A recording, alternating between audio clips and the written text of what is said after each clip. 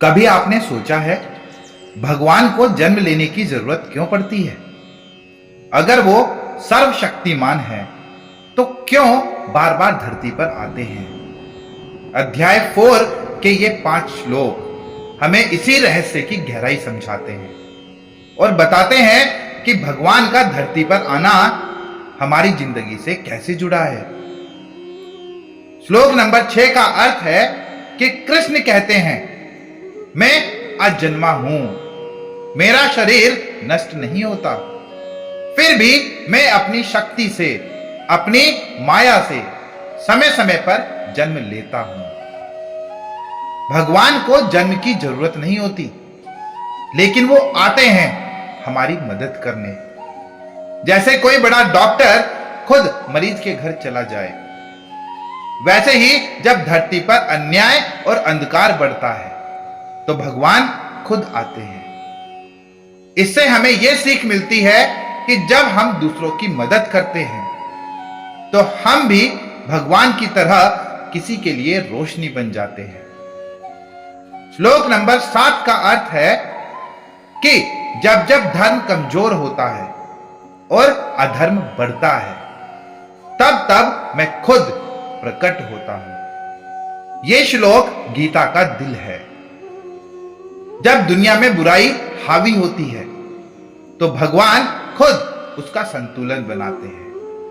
लेकिन यह केवल बाहरी दुनिया में नहीं, हमारे भीतर भी होता है। जब अंदर की अच्छाई कमजोर पड़ने लगती है, गुस्सा और नफरत हावी हो जाते हैं, तब हमें भी भगवान की जरूरत होती है, यानी सही वैल्यूज की। श्लोक नंबर 8 का अर्थ है कि साधुओं और सज्जनों की रक्षा करने के लिए, दुष्टों का विनाश करने के लिए और धर्म को फिर से स्थापित करने के लिए मैं हर युग में आता हूं।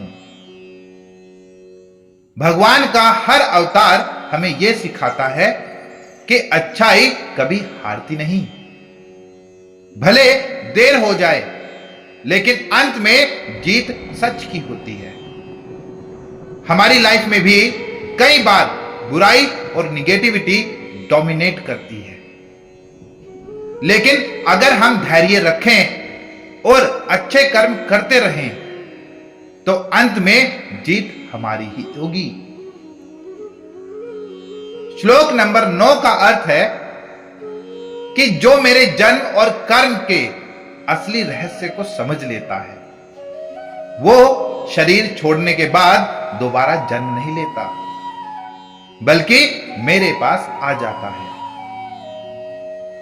इसका मतलब है भगवान का जन्म और कर्म साधारण नहीं होते, वो केवल दूसरों के लिए होते हैं।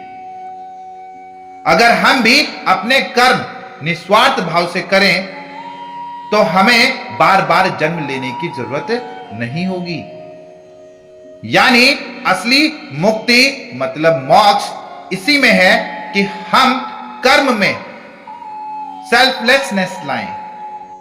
श्लोक नंबर 10 का अर्थ है कि जिन्होंने राग मतलब होता है लगाव, भय और क्रोध को छोड़ दिया है, जो पूरे मन से मुझ में लीन है, ज्ञान और तपस्या से शुद्ध होकर वे मेरे स्वरूप को पा जाते हैं।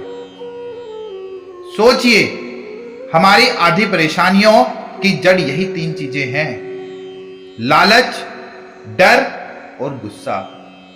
अगर हम इन्हें कंट्रोल कर लें तो लाइफ ऑटोमेटिकली पीसफुल हो जाती है। भगवान यही सिखाते हैं कि श्रद्धा और भावना अगर सच्ची हो तो इन दोनों से मिलकर इंसान को भगवान के करीब ले जाते हैं। तो ये 5 श्लोक हमें बताते हैं कि भगवान बार बार इसलिए आते हैं ताकि दुनिया में संतुलन बना रहे।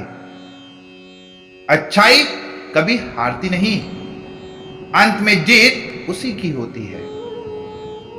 अगर हम निस्वार्थ कर्म करें और राग भय क्रोध को छोड़ दें तो हम भी भगवान के करीब पहुंच सकते हैं।